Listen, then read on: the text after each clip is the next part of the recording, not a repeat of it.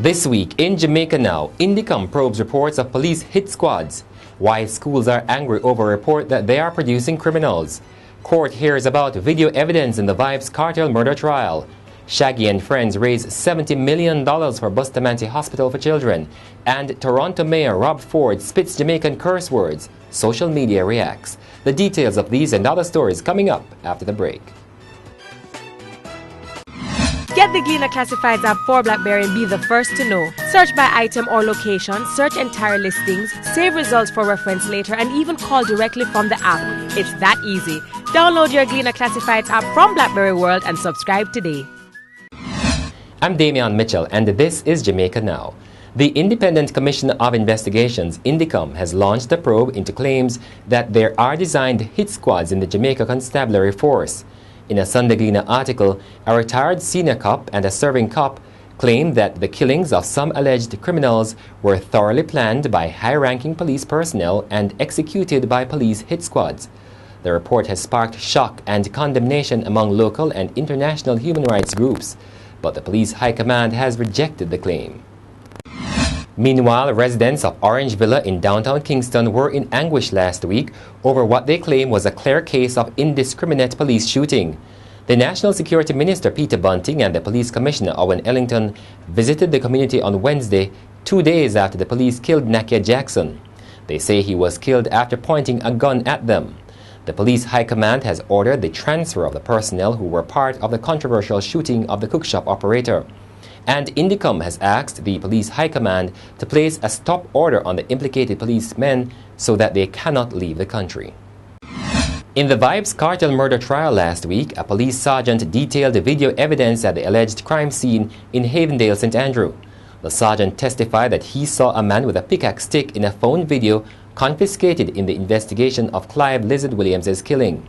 The prosecution is alleging that Williams was beaten and killed at Kartel's Havendale house on August 16, 2011 in relation to 2 missing guns.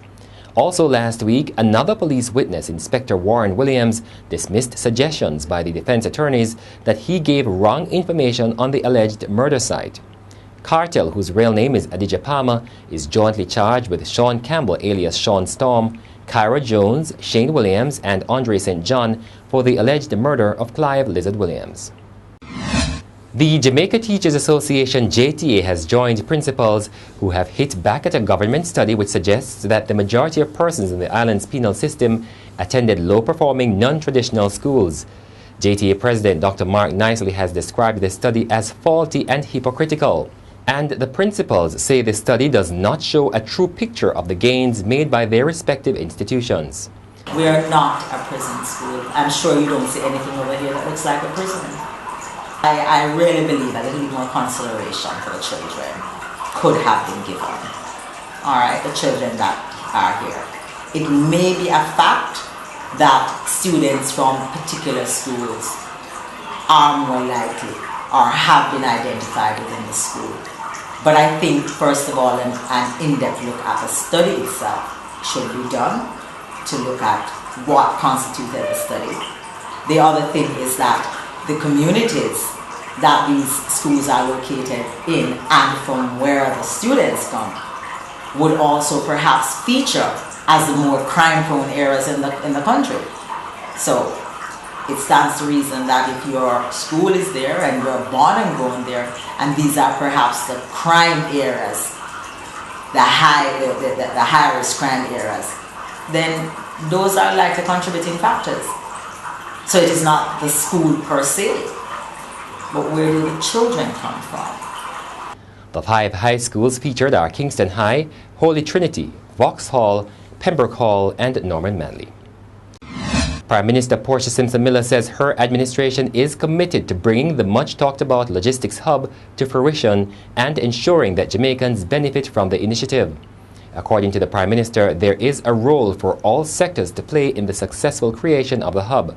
She says, as a policy, the government will ensure that opportunities will be available to local firms, in particular those in the small and medium and micro-enterprise sector. The Logistics Hub initiative is aimed at clustering global logistics firms along with their suppliers in specially designated industrial complexes or special economic zones. The idea is that goods produced in these zones will be transported to global markets using Jamaica's transportation infrastructure, in this case, our ports and airports. The Shaggy Make a Difference Foundation on Thursday donated 70 million Jamaican dollars to the Bustamante Hospital for Children. The money was raised through donations and proceeds from the Shaggy and Friends concert staged on January 4. The foundation head, Orville Shaggy Burrell, lauded sponsors for the role they played in putting the concert together. The money is to be used to establish a cardiac wing at the Children's Hospital, the only one in the English-speaking Caribbean. The average child that is born in Jamaica with any kind of cardiac problem pretty much won't make it unless you have the money to fly and go to Miami for pay for it. The average poor people in Jamaica is majority poor people, and them just not want to be able to afford that. So that child would not make it. And with this cardiac ward and with this cath lab, they have a fighting chance. There were mixed reactions among Jamaicans on social media last week after a video surfaced showing Toronto Mayor Rob Ford in what appeared to be a drunken rant cursing in Jamaican expletives. Some chastised the Toronto mayor for mocking Jamaicans and said his actions put the country in a negative light. However, others found the video entertaining and even joked at how well the Toronto mayor pronounced Jamaican expletives. And that's it for this edition of Jamaica Now, your weekly review of the big news stories. Send us your comments at onlinefeedback@gleanerjm.com. You may tune into Power 106 FM for regular updates. Follow us on Twitter at Jamaica Gleaner and on Facebook at Gleaner Jamaica. I'm Damian Mitchell, and as we go, images from St. Mary following last weekend's flood rains.